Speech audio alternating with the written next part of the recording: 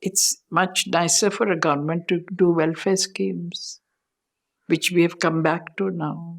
That other thing takes longer.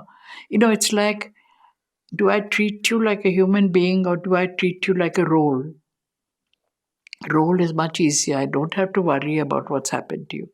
But if I treat you like a human being, I got to say, today maybe the child is ill and been taken to the hospital and therefore she's not able to do her work properly.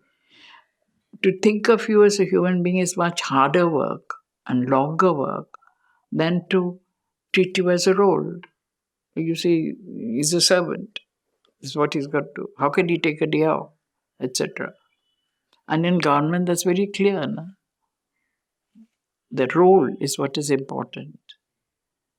You don't think of people as human beings, accepting the odd person.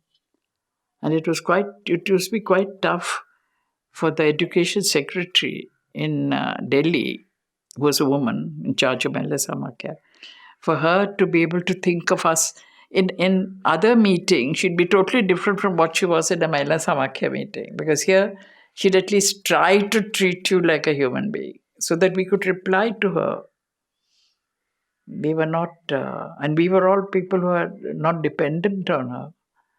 The board itself was professors, NGOs, etc., who were not getting anything except the fare to go and come.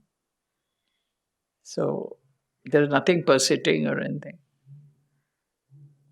And most of us had the ability and the opportunity to be able to confront her. I mean, not confront, but at least have a dialogue.